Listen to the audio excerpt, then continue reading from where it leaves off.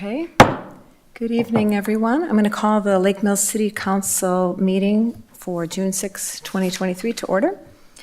Misty, can we please have a roll call vote? A roll call. Curler? Here. Mr. Waters? Here. Mrs. Bishop? Here. Ms. Quidno?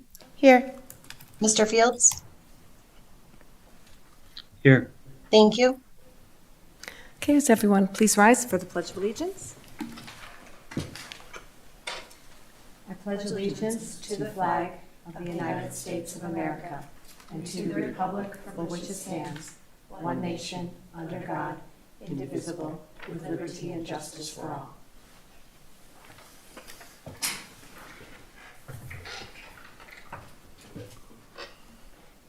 Okay, we're on to agenda item 4, which is the correction and/or acceptance of the City Council meeting minutes from May 16th, 2023. Did anyone have any comments or note any corrections?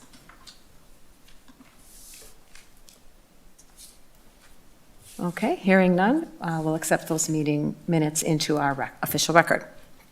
And we'll move on to agenda item number 5, which is correspondence. I'm going to start this out.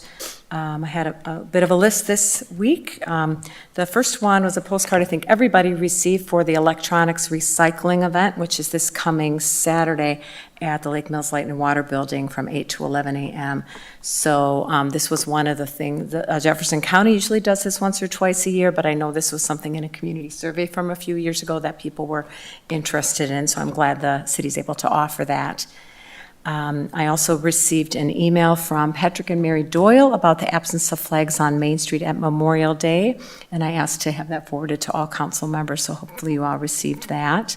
I received an email from Susan Trier about Rock Lake water levels and suggesting more public information on that. I had some correspondence with Steve Quandt regarding a board appointment for the Economic Development Commission. That's on our agenda tonight. And I talked to a few residents that are interested in the Sandy Beach redevelopment and attended the legendary Lake Mills board meeting last week. So a few of these items I think are in our manager's report too, and we'll be able to maybe talk about those further. Mr. Fields, did you have anything? I attended the Memorial Day ceremonies downtown. I did have the similar emails and correspondence with Sandy Beach and the Rock Lake water level. And then also we had the emails that were forwarded about the flags on Main Street. And then I did have a meeting with one constituent who wanted to sit down and talk about zoning and future of where Lake Mills was going. Great, thank you. Mrs. Bishop. Okay, yes. I also had a correspondence about zoning. I had correspondence about concession stands on Sandy Beach. I had somebody also ask me about the lake water levels. I received the email that was forwarded about Memorial Day flags and the lack thereof downtown. I had an email about impact fees, and here's a caution to everybody, not that this email was junk, but I did find it in my junk email folder, so it was a little bit older, so just beware, those are out there. And then I had a communication about the Parks Board. Thank you. Mr. Waters.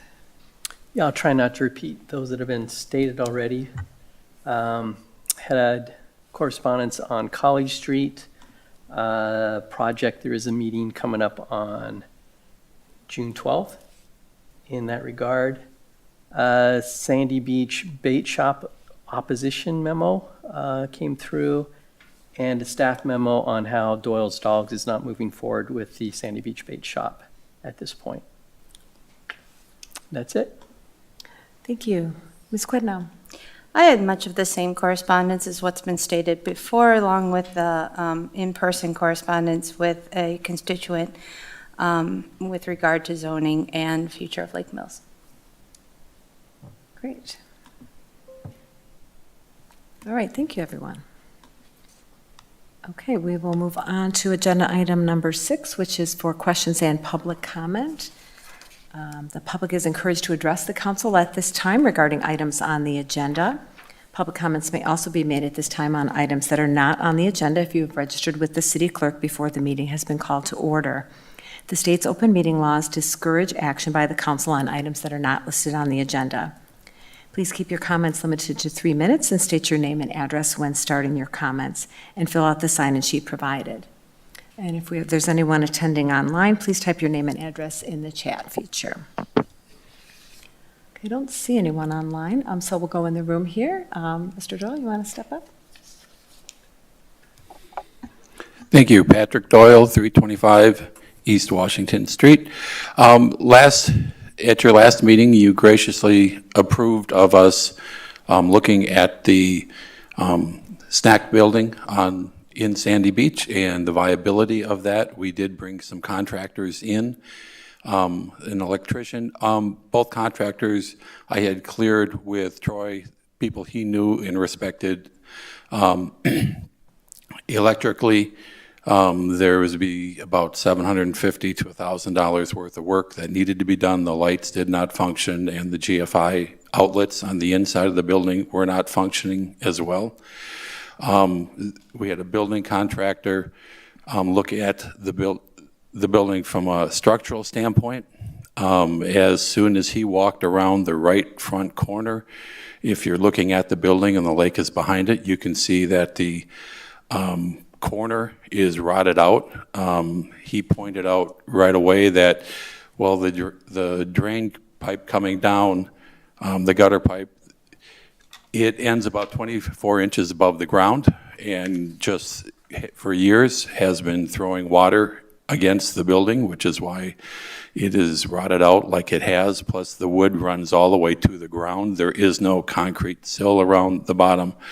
So it really did a number on the building. There was a bird's nest in the wall of the building on that side, and he said you would have to pull everything off above that before you really knew what structurally could be done.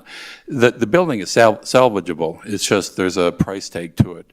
At your meeting, you also amended the proposal to state that it was for a 1-year obligation, that after that, there was no guarantee after that. Between the structural work was about $8,000 to $10,000 worth, and on a 1-year proposition, there is just no way from a business standpoint we could look at that. We still see it as a very viable option down there. I think the community would enjoy it there. The building definitely is salvageable and is a piece of history down there.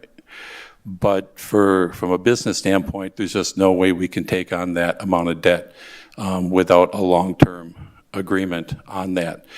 So then we looked at, is it possible to go back to the mobile side, which we had talked with Drake on that, and he said that would be possible. We also talked about putting the vending soda machine down there. Unfortunately, we're past Memorial Day, and that both of those are equipment that we would bring in from other sources and lease, and that equipment's no longer available. Summer's here, and what they have is out. So at this point, we are not pursuing vending down at Sandy Beach this year. We're looking into other opportunities in the community to increase hours for our employees that way. So, but I guess in the process, and there's no one here that was around when that type of thing was happening, but talking to Troy, it sounds like inspections were done and recommendations were made of what should have been done, and they weren't. And the buildings continue to decay. And I guess, to me, those buildings belong to the community, and you and the city government are caretakers of that for the community. And I guess if the community is owning property, I would like to see the property taken care of. So thank you again for allowing us that possibility. We are definitely interested in a long term and would be very willing to sit down and discuss things towards the future. But for this summer, it's not going to be possible for us. Thank you so much. Thank you, Mr. Doyle. Is there anyone else who would wish to speak during public comment tonight?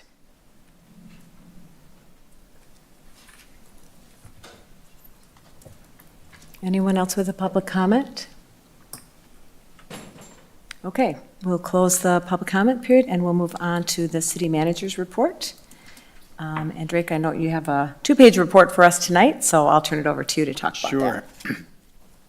I'll start out with 2 accolades for our for some of our staff here. Annually, City Clerk Quest applies for a recycling grant from the Department of Natural Resources, and this year she was successful in that application to the amount of $19,735. So this helps to defray the costs of providing the recycling program to the residents.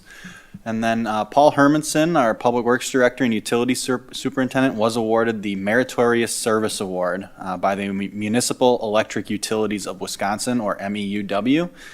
The award is presented based on outstanding service, achievement, or other worthy actions as employees of or working in service to MEUW members' utilities. And this is a award that he was nominated for from the employees of the utility. So it was certainly very meaningful for him to receive, and we congratulate him on that achievement. The Police and Fire Commission completed their semifinalist interviews last week, and finalist interviews will be conducted this week on Thursday. So that process continues to move forward, and we look forward to that on Thursday evening. Memorial Day flags. The city did receive several complaints and questions about Memorial Day flags on Main Street over the holiday weekend. I consulted with Public Works staff, and they have indicated that for at least the last 2 years, no flags have been put up. Following the Main Street reconstruction project, the light posts were replaced with decorative light posts, which are not rated or designed to hang banners or flags off of them. There are only 3 posts remaining in the area with the ability to hang flags, and so at some point since that project, which I believe was in 2018, they ceased hanging flags in the area. So I had asked staff to look for alternatives, as it was clearly something that was important to the community. And what they've come up with in consultation with Parks is installing, exact locations are still being considered, but installing holders either on the Main Street Terrace side or Main Street Park side, along regular intervals, to create a line of flags along that in the ground. And when those holders are not in place, they could be capped. The holders would be at grade or below grade, so they wouldn't be a tripping hazard. You'd still be able to mow right over them. So a semi-permanent solution, but would allow for the return of flags to the downtown during holiday weekends, such as Memorial Day, and other events where it would be appropriate for those flags to be up. So we do anticipate seeing a return of flags to the downtown during those times. It'll be a little different than before, where they're not hanging off of the light posts, but we'll hopefully have a pretty robust display for the community to enjoy there. We also received several inquiries regarding the water level of Rock Lake. There's several bullet points here, but to summarize, water levels are regulated by the DNR, and the operation of the dam is also regulated by the DNR. And perhaps what important to note is currently the city is not allowed to allow water levels to rise until May 1st. So beginning October 15th of every year, you have to start drawing down the water level to the winter set points in order to prevent erosion of the shoreline. And then on May 1st, you can adjust the dam to allow those water levels to rise. However, even at times of low water level like we're in now, the city is mandated to allow 0.13 cubic feet of water per second to pass through that dam. And that is because that water sustains the vegetation and wildlife which inhabit Rock Creek. And that's a requirement of the DNR. So as of June 2nd, the lake level was at 827.59 feet. The summer low, so that's below the summer low set point of 828.03. And so that we are doing the minimum required amount of water to pass through that dam at that 0.13 cubic feet per second. The dam is being inspected both digitally and as well as physically every day to ensure that the digital readings are consistent with what we're seeing on site, checking for any obstructions or any malfunctioning of the dam equipment. But the lake is both spring-fed and drainage-fed, so it relies heavily on precipitation in order to get those water levels to rise up, and we simply have not had enough precipitation. So once it gets past that median set point and to the high set point is really only when the city would consider or be required by the DNR to allow more water to be passing through that dam than the minimum amount. And so we are complying with the regulations upon us by the DNR, and there's really not much that we can do from an operation of the dam at this point that we're not doing currently in order to maintain compliance. And that amount that's passing through the dam is a minimal amount. At times, it doesn't even register on the digital equipment we have because it is such a low flow through there. So we understand the concerns, but it is not the low lake level is not a function of the dam or city policy of how we're operating that dam. The legendary lane alley, concrete rehabilitation work has begun, so we're excited to see that finished product later this summer. Just a quick reminder to reply to Misty's poll about availability for a special meeting to hold the comprehensive plan public hearing. And then based on the availability we're seeing from council members, it may be beneficial for us to hold the Sandy Beach / borrowing work session at 5 o'clock on an evening and then proceed to a public hearing at 7 o'clock on the comprehensive plan. As summer is a busy time for everyone, of course, outside of the regular meetings that everyone has to attend already. So that may be beneficial for us to try and piggyback off of.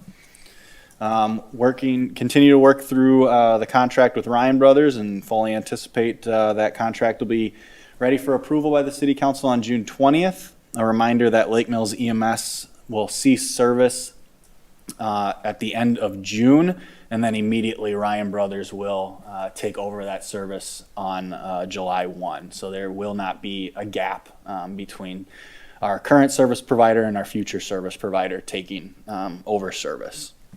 And then, as Mr. Waters mentioned, a public information meeting for the College Street reconstruction project is scheduled for June 12th, so next Monday at 6 o'clock p.m. in the community room. And then, of course, there's a short list of some of the meetings that I attended over the last month. If there's any questions specifically on lake levels or even the placement of flags along Main Street, Director Schreiner is online as well to answer additional questions you may have. But that brings us to the end of my report. Thank you, Mr. Daly, and hopefully everybody brought their calendars, and when we get to future agenda items, we can maybe figure out some of the dates that we need to get scheduled for special meetings and public hearings. Does anyone have any questions regarding the city manager's report? Mr. Waters. Thank you, Mr. Daly, for the recap there. That was very informative. Quick question on the grant from the Department of Natural Resources. How is that money spent? How is that used within the community? I'm not sure exactly how that applies. Sure. Misty, can you correct me if I'm wrong, but I believe we apply it directly to our contractor that does our recycling pickup in the community. Is that correct? That's my understanding, yes. Sam might know more as well, but I just believe that it's utilized to offset the cost to residents. All right, great. Thank you. Ms. Quidna. With regard to the flag possible solution, Mr. Schreiner, could you explain,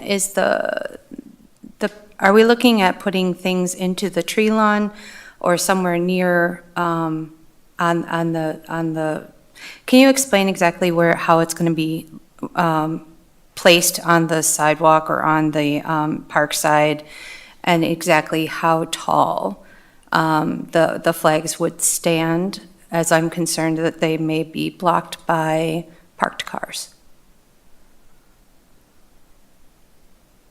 So I've referenced both Chief Schrader as well as Department of Public Works staff. The flags are going to be the existing flags that were put on flagpoles, or at least light posts. So they are going to be approximately 6 to 7 feet tall. We, at least our understanding now is that we're going to go on the park side rather than the actual tree lawn, just to not block any highway signs along Highway 89 and Main Street, and then create any vision obstructions as people are crossing the street.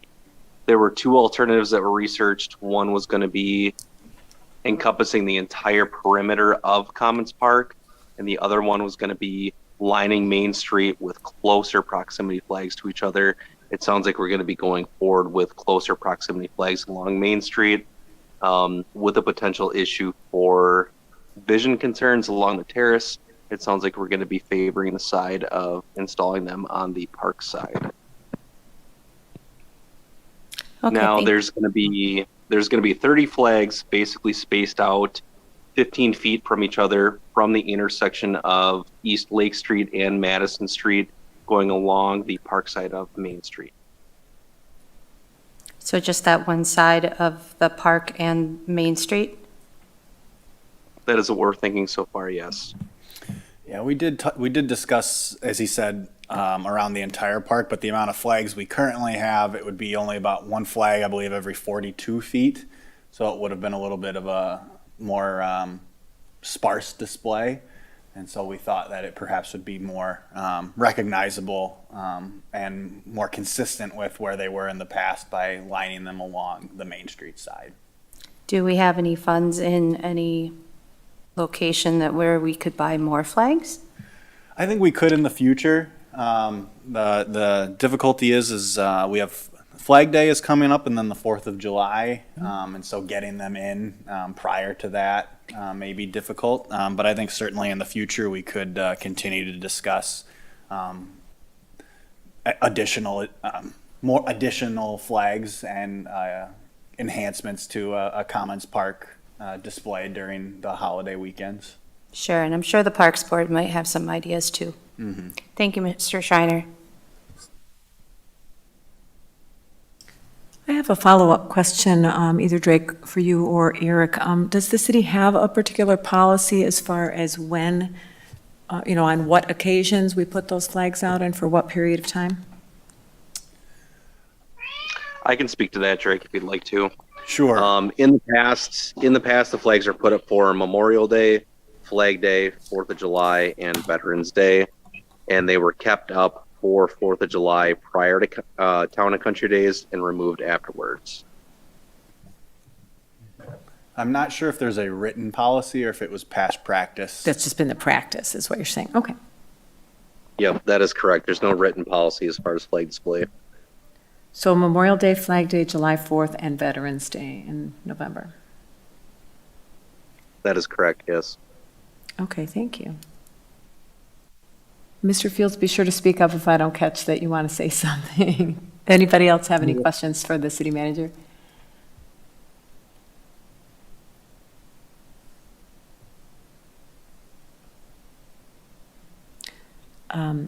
Maybe I'll just add a brief comment on the lake levels. I know, Mr. Schreiner, you mentioned that you were looking at updating the webpage and maybe making it a little easier for people to find for all those questions that seem to come in at this time of year, especially when we have low water, low rain levels. I've got a couple inquiries where people were saying, well, why don't you just, close the dam earlier? And, trying to explain that we do have this order in place, and to make a change on that date would require a process, right? Going through with DNR, it's not just like, oh, hey, DNR, we're gonna start closing the dam up 3 weeks earlier. It's not something that's that simple. There would be a process and evaluation of water and all of those kinds of things, I assume, if there were ever to be a change in that operating regime. Is that correct? I believe so, and I believe we would have to demonstrate a substantial change in conditions. I'm not We have not gone through that process before, so we'd have to, consult with the DNR to find out exactly what that would be, but it's been that May 1st date for some time based on their administrative rules. So there certainly would be a process to change that under their mandates that they provide to us. Okay, thank you. I don't have the exact date, but it was sometime in the early 90s or late 80s that those ordinances were enacted by the DNR. And we are going to go forward with the DNR's mandates, I suppose, for any time proceeding. But it would definitely be up to the DNR to change those dates or water levels. What that process is, I'm not entirely sure, but I can reference a water management specialist from the DNR. Thank you. Any other questions or comments on the city manager's report? Okay, thank you. We'll move on to agenda item number 8, which is the council member board reports and acceptance of minutes. So we have the Public Works Board from April 11th, 2023, Police and Fire Commission special meeting of April 6th, 2023, and the Lake Mills Housing Authority public hearing and meeting from March 28th of 2023. Are there any comments or questions on any of these minutes?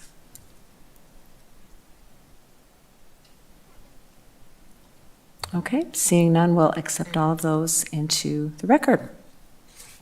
Thank you. So we'll move on to agenda item number 9, which is council business. Letter A is the consent agenda, and we've been through this process before. So we've got a long list of licenses and other types of approvals that are up for annual renewal, and we have a memo from our clerk that explains the process. So what we need to do tonight is if any council member wants to request to remove an item from the consent agenda, you may do that. Otherwise, we just need one motion to approve the consent agenda in its entirety.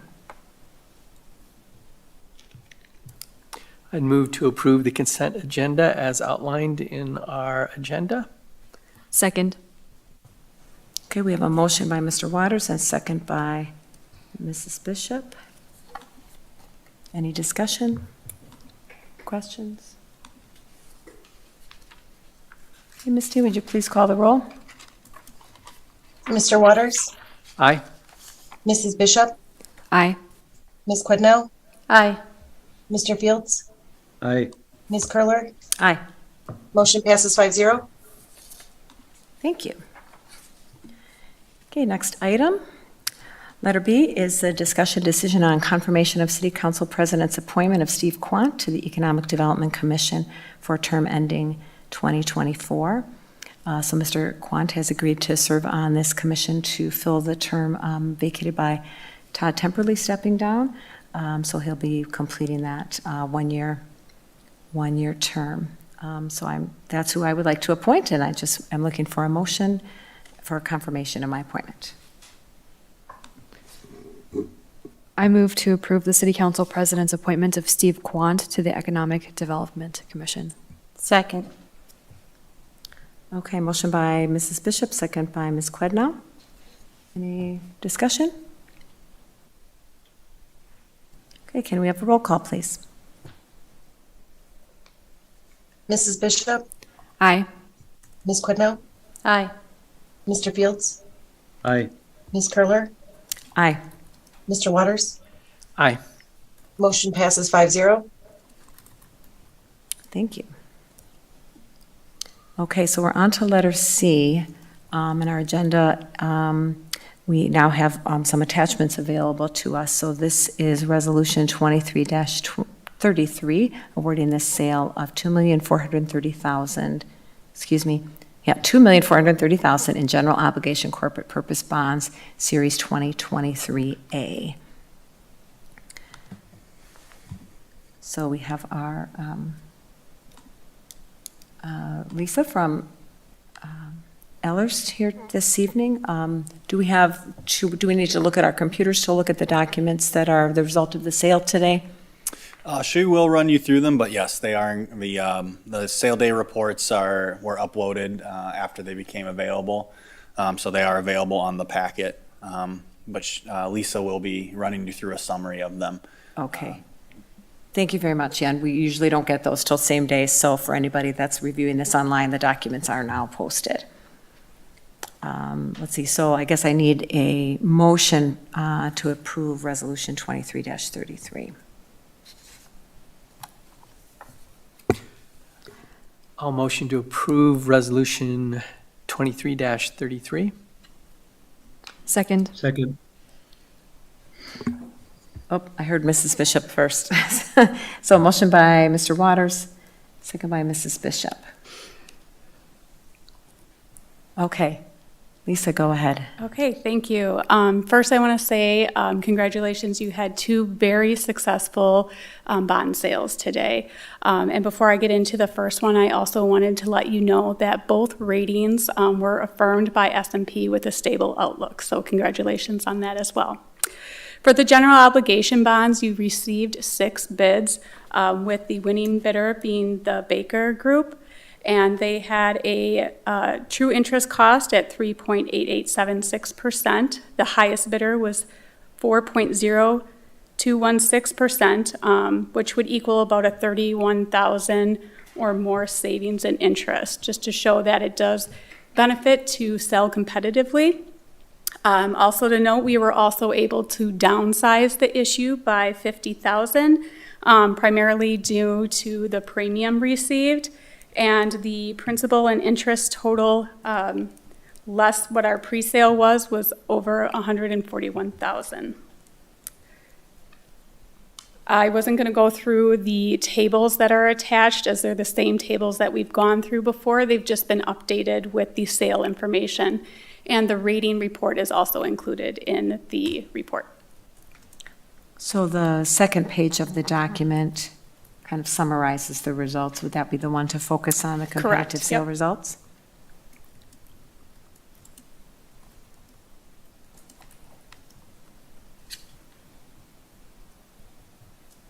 Okay, we're just catching up. Everybody's looking at it. So does anyone have any questions for Lisa on the results of the bond sale today for the general obligation bonds?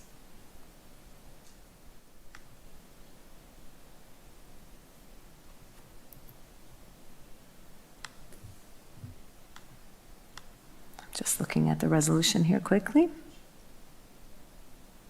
Okay, so just as a reminder then, for this amount and what is described in the resolution are for 3 items that we're borrowing for $1,950,000 for street improvement projects, $375,000 for parks and public grounds projects, and $155,000 for equipment of the fire department. So those are the 3 items that go together in this Series 2023 borrowing. Do people need any more time to review the documents or want to have any discussion?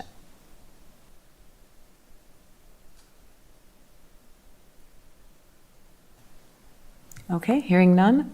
Missy, will you call the roll, please? Ms. Quinno? Aye. Mr. Fields? Aye. Ms. Curler? Aye. Mr. Waters? Aye. Mrs. Bishop? Aye. Motion passes 5-0. Okay, thank you. So now we'll move on to Resolution 23-34, which is authorizing the issuance and sale of $2,160,000 in sewerage system and light and water utility mortgage revenue bonds, which is numbered Series 2023B. Can I get a motion for that resolution, please?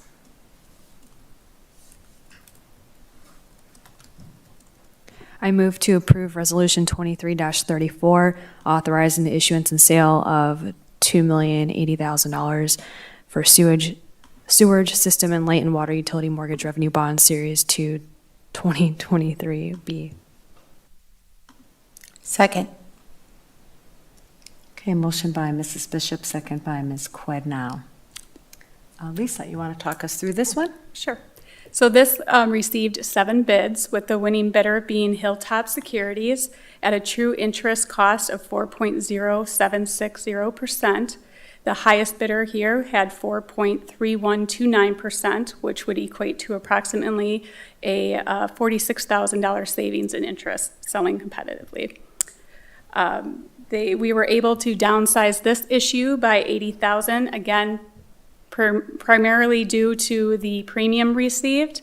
And we also did receive lower interest rates. And so from our pre-sale to sale date, the total principal and interest is less $195,000+. Thank you. You mentioned the downsizing on the previous one. Can you just explain that a little bit further, how that works, how you're able to accomplish Sure. that? So receiving a premium bid, so you're receiving, there's a higher interest rate than the yield. So you're paying a higher rate, but they compensate you for that. So we're able to apply that towards the issue, and we're able to downsize it by $80,000. Okay, thank you.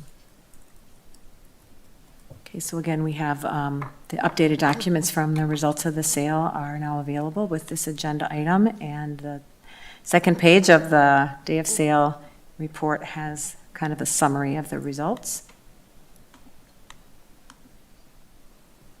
Question? Yes, Mr. Waters. Lisa, just curious, I noticed that the low bid here was higher than the last bond that we discussed tonight. What would be the reason for the difference in that?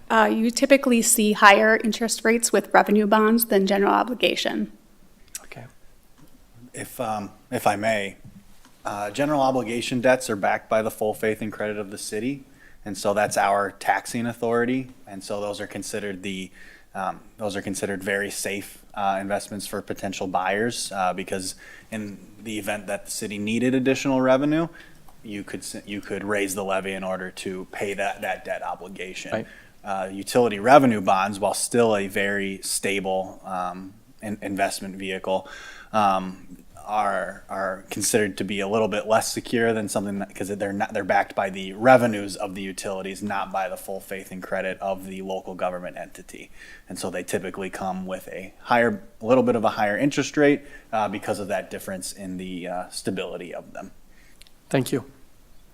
And actually with the revenue, typically we would see even higher interest rates than what were received here. So you received really good interest rates, even considering that it's a revenue compared to what you had sold as the general obligation. Great, thank you. Any other questions for Lisa or Drake?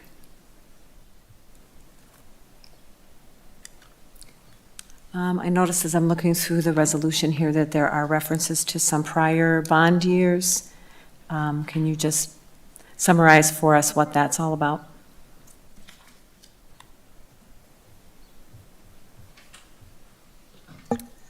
It's in the whereases. Yeah, there's a number of whereases that refer to 2014, 2016, 2017, 2018, and mortgage liens. So I just want to make sure that we all understand those aspects. So of the these are being resolution. sold on parity. They're parity bonds, so you have to consider what previous bonds were being used, your debt coverage requirements. So if it's 1.25 times, you just have to sell them, paying same principal and interest payment dates, as well as the debt coverage and things like that. Okay, so those references being in the resolution is just illustrating the comparison. Yep. That you're the other doing to the bonds prior that, yep, years. you're selling on parity. Okay, thank you.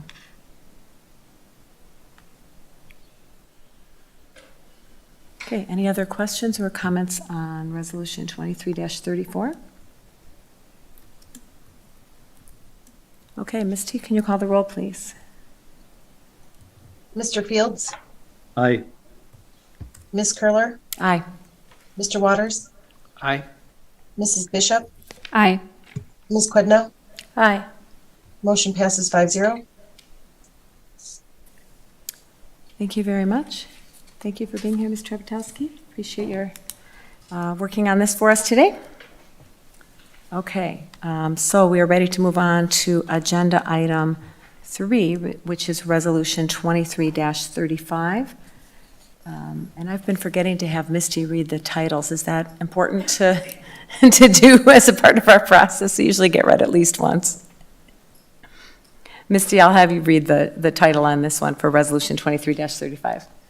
City Council Resolution 23-35, Conditional Use Permit Declarations and Findings. Petitioner owner Michelle Sukow, conditional use permit for a restaurant, dine-in or sit-down, 116 Sandy Beach Road, Lake Mills, Wisconsin. Parcel identification number 246-0713-2311-016. Thank you. Is there a motion? Make a motion to approve Resolution 23-35. Second. Okay, motion by Mr. Waters, second by Ms. Qued now. Let's see. So we have a proposal from Michelle Sukow for conditional use permit, and among our materials is a public notice for a public hearing, as well as the Plan Commission motion, and the Plan Commission is recommending approval. Is there a staff discussion or recommendation for us tonight? Sure. So included in your packet is the materials that were provided to the Plan Commission. But in summary, this is a change in use from what was currently previously being operated there, the laundry and car wash facility, and it's a change to an ice cream parlor, which requires a conditional use permit. It's a low impact change. They're currently only making small modifications to the interior of one of the buildings. In the event that they were to make exterior or significant building modifications / demolition or general site improvements that will trigger additional improvements to the site to come into compliance with the code.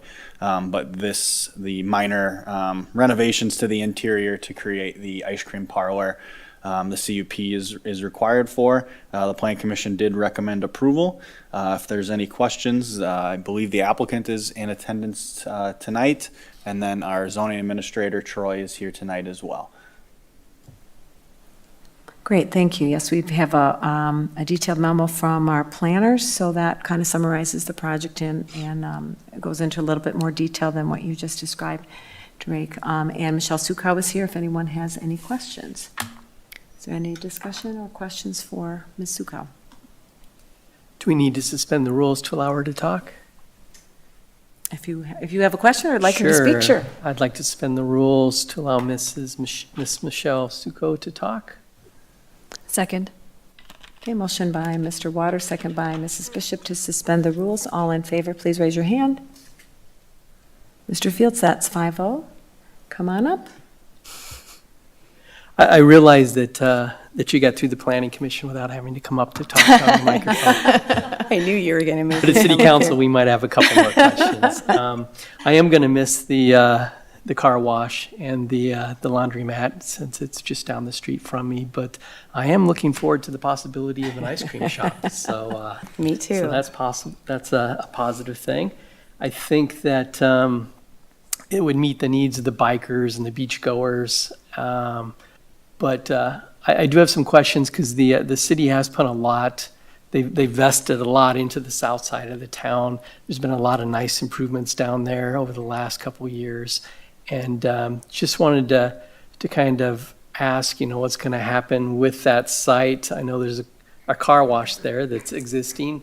What's the future plans for that? Yeah, absolutely. So right now, as we first start out, we're looking to just get it going and see how the city supports it and all the tourists and everything else that come and visit.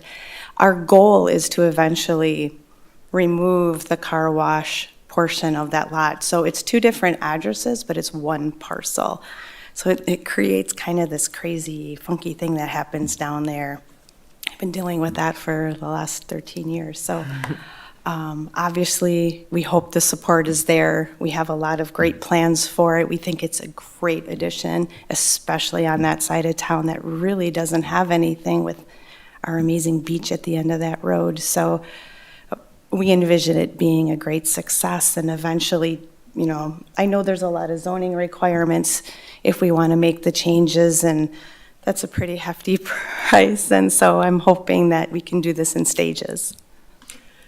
No, I think as I was watching the planning commission, there was a point where they were talking about a June 30th deadline, 2025, Yes. related to that car wash. Is that something that maybe the city should comment on? Can you detail that a little bit more, what that's about? It is listed as a condition on the property to kind of spur those improvements to that site. I think it's also an ongoing conversation we'll have with the property owner as well, to evaluate what their needs at the site is, what their vision for the site is, and as well as the city's goals for continued redevelopment of the south side. And so that is listed there, but will still entail a conversation over the years with the property owner and likely additional approvals by the city council in the future, in order to continue along with the redevelopment of that site. So it would be for the removal of the buildings that are not in use and not proposed to have a use. So in the redevelopment theme, I believe that's part of TID 5? I believe that's correct. Okay, great.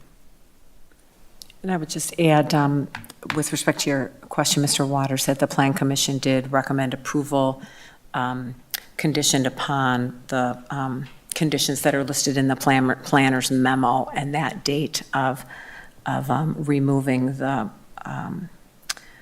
car wash building or renovate or raise it by June 30th, 2025 was in the planner's memo. So that's kind of how it tied into that. I don't have any further questions, but if you have anything else you wanted to add, feel free. I don't at this time. Okay, is anyone else? Mr. Fields, any questions? No, I'm looking forward to that ice cream shop down there. Me too. Yeah, be a great place to bike too, great for the bicyclists down at that end of town. Okay, any other questions or comments? Thank you. Thank you, Michelle. Can we have a roll call, please, on Resolution 23-35, the conditional use permit request from owner Michelle Sukow? Ms. Curler, Aye. Mr. Waters, Aye. Mrs. Bishop, Aye. Ms. Quidnow, Aye. Mr. Fields. Aye. Motion passes 5-0. Thank you. Congratulations. All right, we'll move on to agenda item 9F, which is Resolution 23-36. Misty, can you read that, please? City of Lake Mills Resolution 23-36, condominium plat approval, North Oak Condominium. Okay, is there a motion, please? I move to approve Resolution 23-36, condominium plat approval. Second. Okay, we have a motion from Ms. Quidnow, second from Mr. Waters. Staff comment? Sure. So this condominium plat comes at the request of the current developer. This would, it was originally contemplated as a apartment complex for rental. This would allow for the individual sale of the units for owner-occupied units as condominiums. The plat has been reviewed by engineering, the utilities department, as well as the city attorney, and is ready for approval by the city council. Thank you, and I would note that the Plan Commission has also recommended approval for this plat. Any questions or comments from the council? Mr. Waters? So they're changing it from a rental property to a condominium. They still could be rented, but it allows for them to be each individual unit to be owner occupied. So I'm not a tax accountant, but that would create a change in taxes somehow. I guess there's going to be, 23 individual owners instead of one owner, and Yeah, with regard to the overall development, each individual unit would be taxable as a residence. So you'd probably apply a different approach. You'd probably use a standard comps approach to those individual units as is typical with residential real estate, whereas the commercial development as one apartment complex would probably be done based on an income approach for assessment purposes. So, yeah, potentially there could be a change there. I wouldn't anticipate a large change with regard to assessment because you're still getting the same amount of units, the same site plan. Typically, there isn't, in my experience, a drastic change between the two approaches on individual units like this. Okay. So I guess that's the best information that I can give you right there on that issue. But I wouldn't anticipate a big change in valuation between the two holding structures. Yeah, I can understand how the owner would want to shift towards this to get the money up front. But I'm not exactly sure how that approach impacts the city, but I respect what Attorney Dresser just said, so thank you. Thank you. And I think just to make sure that we're all on the same page about this, so basically, this is a development that's already under construction, right? You go south on Main Street, start to curve to the southeast, and it's on your left there, the buildings that are under construction. So this is really just changing the form of ownership of those units from apartments to condominiums. And we have a developer's agreement with this developer, correct? So are there any changes that would be needed to that developer's agreement due to this change in ownership? So it depends. The development agreement certainly does read as apartments in it, so it does not state it as condominiums. Now the city is the party to that development agreement, so the city would be the one who would allege that there was harm from that change. So if the city council is comfortable with the approval of the condominium plat, we likely don't need to amend that development agreement because through your approval process, you've acquiesced to that form of ownership. We certainly can amend that development agreement in order for kind of posterity, in order to show that change was contemplated and ultimately approved. So you could amend this resolution to direct us to change that development agreement so that it says condominiums rather than apartments. I don't believe it's necessary to move forward with it, but we certainly can. And that would be the only change, in your opinion, that would be needed? I believe so. Just The that language improvements the improvements and assistance that came from the city as a part of that were public infrastructure investments, and those are not changing, and the obligations of the signing parties are not changing. The site plan of the site is not changing, and so it is really just a change in ownership structure. So they still have to meet their obligations under that development agreement. And so I don't foresee issues there.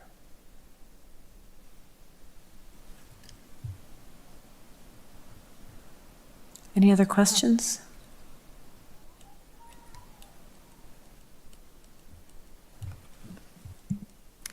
If the staff are comfortable with that we don't need to change the developer's agreement, that there's no risk to the city or minimal risk to the city without changing that agreement, I'm comfortable with that, but I don't know how others feel.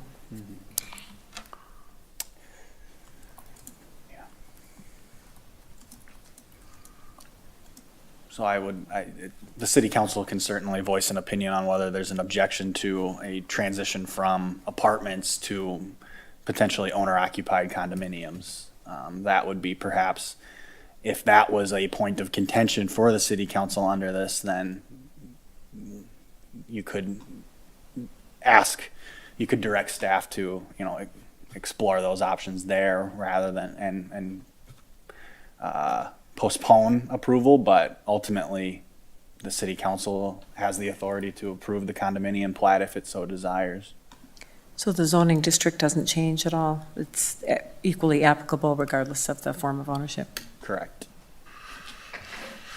Personally, I think we probably need more condominium, more owner occupied based on some of the feedback I hear from constituents where they're looking to either have a first home or to downsize. And so the size that's being constructed there does seem like that would help some of the people in our community that are looking for that form of ownership rather than having apartments and being able to establish some equity.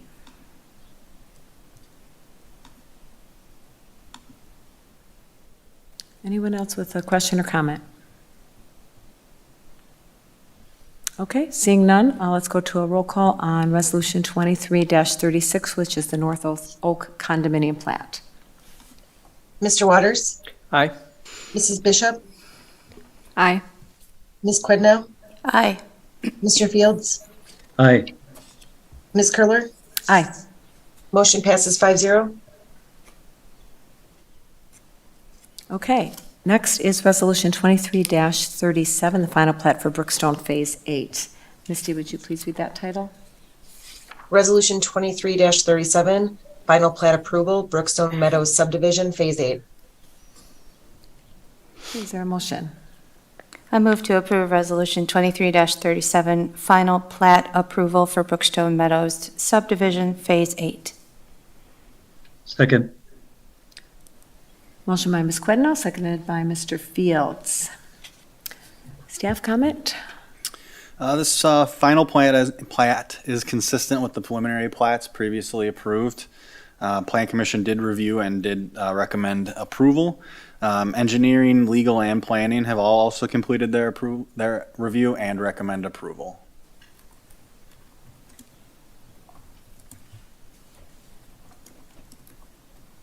Great. Any questions or comments from the council? It's a quiet night. Okay, let's move on to a roll call vote. Mrs. Bishop? Aye. Ms. Quidnow? Aye. Mr. Fields? Aye. Ms. Curler? Aye. Mr. Waters? Aye. Motion passes 5-0. Thank you. Okay, letter H is Resolution 23-38 regarding purchase of land on South CP Avenue. Misty, would you read that title, please? Resolution 23-38, authorizing the purchase of vacant land located in the Lake Mills Business Park. Thank you. Can I get a motion?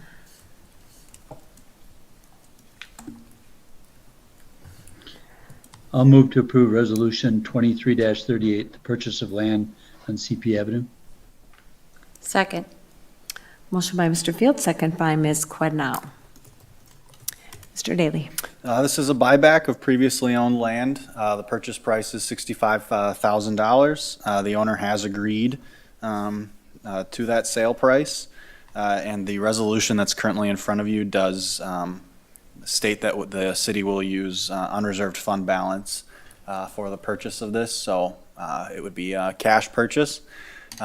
If you wanted to change the funding mechanism, you certainly could, but that is the recommendation of staff is to utilize those funds for purchase, and staff recommends approval of the offer to purchase. Okay, and I note in Attorney Drescher's memo, I believe it is, that we requested closing by June 30th. Is that correct? That's correct. Okay. Any questions or comments on this resolution? Mrs. Bishop. Yes, thank you, Ms. Curler.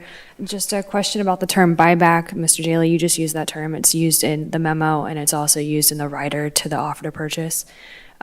So I want to clarify that when the city first sold this property to Almsworth Holdings, there was not, in fact, a seller's buyback agreement. Is that correct? That is correct. Okay. So then, in that instance, the term buyback here is just relational in terms of talking about the history of transactions between the seller and the city? That's Also correct. Yep. Thank you.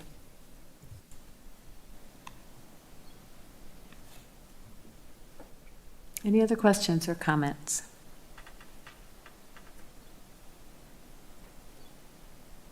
Okay. Let's have a roll call on Resolution 23-38, please. Ms. Quidnow? Aye. Mr. Fields? Aye. Ms. Curler? Aye. Mr. Waters? Aye. Mrs. Bishop? Aye. Motion passes 5-0.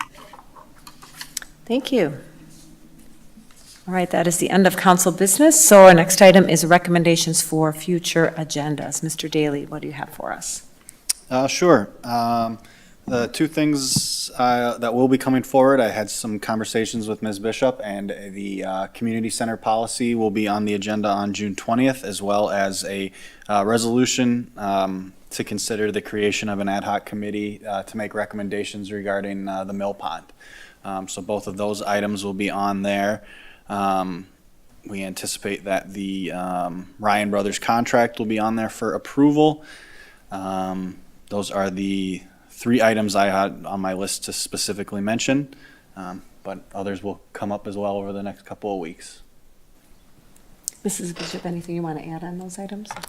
No, what city staff doesn't have yet is a memo from me, just briefly discussing some main changes to the community center policy that have been made in the interim. So I will provide that to staff in advance of the meeting.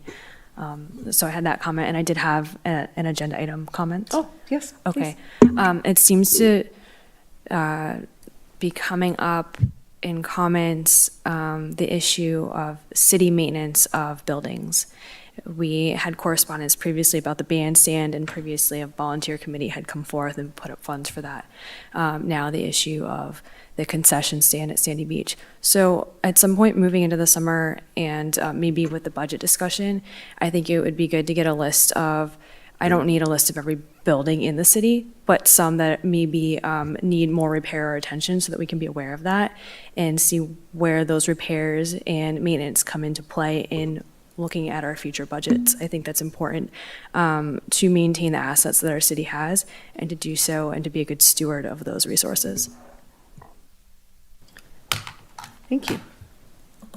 Anyone else have any suggested agenda items for the future? As far as those upcoming meetings, I was going to bring that up. are we looking for dates still, or are we just we're waiting for responses to Misty? Where we stand on that? So there were some dates sent out by Misty for suggestions. I don't believe we've heard from everybody yet on those. So I think we start with those dates still, and if those don't end up working, we can send out some additional ones. But I don't think we've ruled out the ones that have been suggested at this point. So I think we'll start there and then send out additional ones if we can't come to a conclusion. I guess I just don't want to prolong the situation, and I'm not sure how we can move it forward faster, but we could ask tonight what dates are open, I guess. Right. Well, so there's two sessions that we need to schedule. One is the Sandy Beach work session, which we've talked about for a bit and haven't landed on a date. And the other one is I'm requesting to have a special meeting for the comprehensive plan public hearing. That one does have some timelines associated with it. We have to put a Class 1 notice in the newspaper, which, the soonest would be next Thursday. And then we have to allow 30 days before that hearing can occur. So that, since we didn't land on a date in time for this week's newspaper, we'll probably be looking at the week of our July 18th city council meeting to hold that public hearing. I don't know if people would want to hold the public hearing on the same night as the council is adopting it. I was kind of inclined to have it be a separate meeting so that we would all have time to digest any comments that we receive. But I don't know that we're going to be able to meet the 30-day advance notice if we meet if our public hearing is the week of July 10th. So we probably have to go to the next week. We could do that public hearing during the city council meeting and then just delay the vote till the next meeting. Well, the deadline, I believe, for voting up or down on the comprehensive plan is like July 25th, something like that. There was a 60-day requirement in the city's ordinances between when it was certified to the city council and when the city council is supposed to give its up or down vote on it. So that gives us no room to table it? Based on my reading of the ordinance, I don't believe so. And I've asked Dan to, or Drake, I guess, has asked Dan to just clarify for us what our role is. But the way that the statute reads, the city code reads, the council would accept or reject the plan. So it's unclear, what our ability would be to revise it in terms of, like editing send or it back. something. At this point, my interpretation is that it'd have to be sent back to the Plan Commission for subsequent amendment, yes. If we had changes that we wanted, we would be sending it back. So we have to decide to accept or send it back by July 25th. So we could do Or no action. Then, yeah, you And then don't it's have a accepted. comprehensive plan at that point, but you will be required to take steps to approve a comprehensive plan at some point. So a couple options, we could have a public hearing on the 17th and decide, then one day later, decide it at our regular meeting on the 18th. We could have a public hearing on the 17th or the 18th and then have a special meeting to accept or reject the comprehensive plan. But we're sort of looking in that second half of July time period and seeing if we can find dates that everyone's available. So that's the timeline for the comp plan. The Sandy Beach is really, we want to keep it moving, so we need to get something scheduled. I think staff had suggested the possibility of maybe doing a work session at 5 and the public hearing at 7 on the same date, if we can find a date. Yep, and we can send out additional dates for that one specifically on an earlier date as well, if it's getting too late in the summer for the council's appetite. It's just simply the coordination of schedules in the summer is proving to be a little challenging. Well, do people feel like they have their calendars ready, we can try to land on some dates tonight, or do you want something sent out by email? If email, then I would request that people would respond, ASAP, so that Misty can get something scheduled. Mr. Waters? I guess on the comp plan, I'd be good with that July 17th as far as community feedback, but I would like to have till the next meeting to actually look at the document and suggest revisions that maybe would go back to the Planning Commission. As it stands now, I don't think the document will make it in a single vote. I think there's going to be revisions going back to Planning Commission. I don't know if we need to have the Planning Commission bump that out to where we can have time to review that at our first meeting in August. However you think that would best be suited, but I guess I would plan for it to go back to Planning Commission. Another complication, if you will, to the scheduling is that the first meeting in August, I believe both Mr. Fields and I will be away and not able to participate remotely.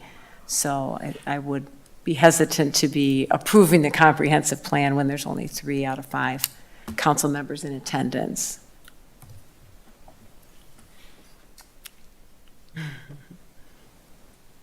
That was my suggestion. However you want to No, move it's a good forward. suggestion. It's a good suggestion. It's just, we've got the scheduling issues.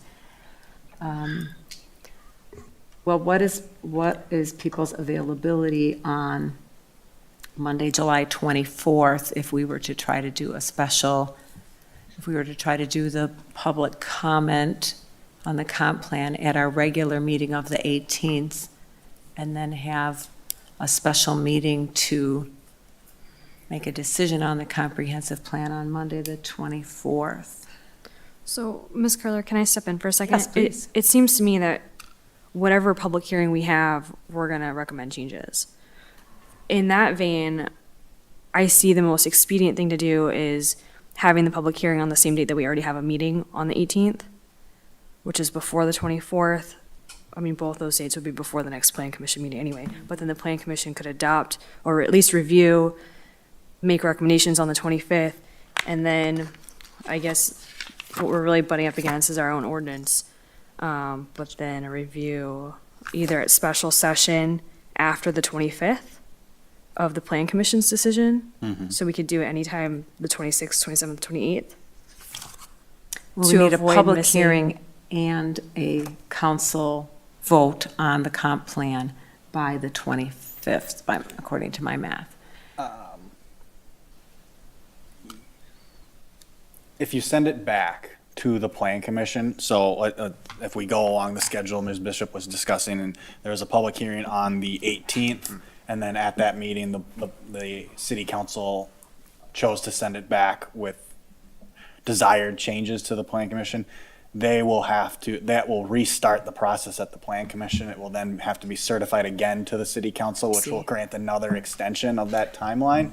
So it will stretch that out and provide you additional time in that vein. Ms. Bishop is correct. It is the city's ordinances that is driving this. It's not statutory here. Right. So once it goes back to Plan Commission, they'll have to have another recommending resolution for adoption with any changes that they've made, which will then necessitate another public hearing, is my understanding, at the city council level, with a subsequent decision on a acceptance or send it back again. So statute does seem to intentionally divide the development of the comprehensive plan and acceptance of the comprehensive plan between the two bodies, the Plan Commission and the City Council. And so once it goes back, it restarts that process back to the City Council for public comment as well as discussion and decision on that item. So I think this was your suggestion, Mrs. Bishop, to have the council decision on the comprehensive plan on the 18th. I think that's fine. The question then is, when are we holding the public hearing? Would that be on the same night? That was my proposal, yes. Okay, so on the same night, and then you need to, so everybody would need to come prepared with your own thoughts and comments on the comp plan in addition to whatever public comment we might receive. It would not be my preference to do it the same night, but Yeah. there's 5 members in this council, so. Well, if we want to try to have the decision on the 18th, we either have the public hearing on the same night or we have it the night before. I think the day before is the only date that we can meet our 30-day public notice requirement. Or you can continue, if the council is available, you could have the public hearing at the regular meeting on the 18th and then a subsequent meeting the following week. I believe you're correct that July 25th is the deadline in our ordinance of that 30-day period. So that following 24th or 25th, we would need to either ask the Plan Commission to be in a different room or adjust the time of that meeting. All things that can be worked through. So either of those days we can find a solution on. Okay, so I guess we're looking at a hearing on the 17th or the 18th, and a decision on the 18th or the I guess it could be 24th or 25th. So if we wanted to have even just a little bit of separation, what is people's availability for a public hearing on July 17th? So it'd be evening.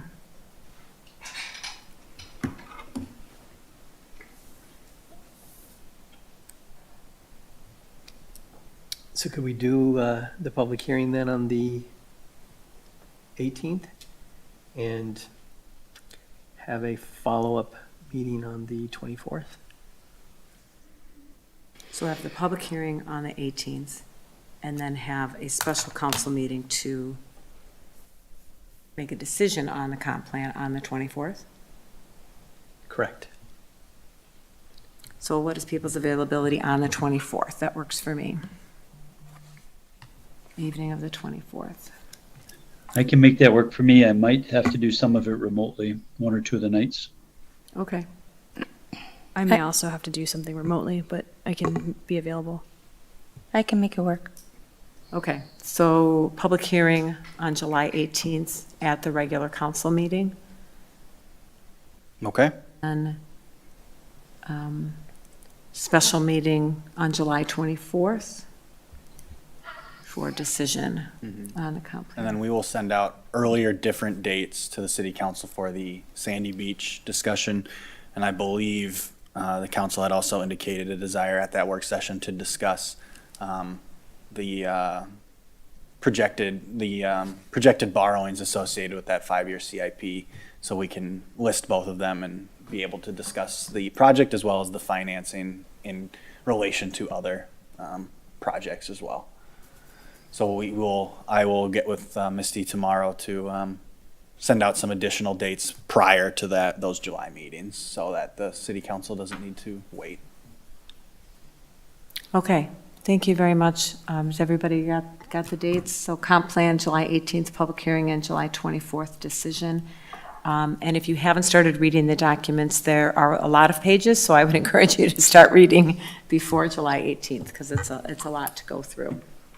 Are you just going to send out an invite for times then on those meetings for the public hearing? So the 18th would be at our regular council meeting, so would be one of the 7 agenda p.m.? items, I guess, yeah. Okay.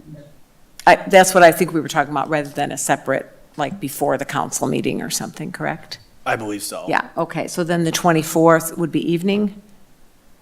July 24th Yeah, in the evening, correct? Yeah. because that'd be a decision meeting, so I guess we'll have to see if we can get the room. On the 24th? It's a Monday. I don't think there will be a problem, but Okay. we'll figure it out. Okay. To get the current version of the comp plan, that would be to go to the last meeting of the planning commission? Is that the best place to Got get it. that document? We got an email from Misty. The certified draft has been sent to you. Yeah. It has. Yeah, Misty sent it. It was a- The next day or a few days. It was around May. We can May- resend it. I did Maybe not get it. resend it, yeah. Okay. Yeah, on the 26th, we got a copy of it. Misty, can you check my email?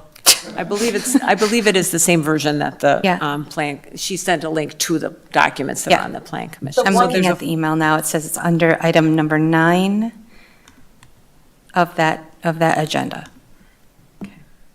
Mr. Waters, I believe it was in the email sent May 26th that also inquired about availability for July 10th, the week of July 10th. Okay, thank you. Okay. Anything else for future agenda items that we need to discuss? The other item I'd like to bring up is, because it was brought up previously under future agenda items, I cannot remember the name of the fund now, the Debt service fund? The debt service fund, Yes. thank you. I've talked with Sam, we've talked with the new software that we'll be implementing. We don't believe there'll be an impediment to creating that, and so we're going to move forward with that, and so we should be fine. We should be fine there. We don't see a reason why we can't. Maybe we can just update us in a future manager's report when that's accomplished. That'd be great.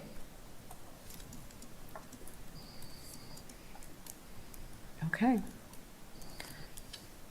All right, I think we are finished with future agenda items, so we'll move to item 11, and I'll adjourn this meeting. Thank you, everyone.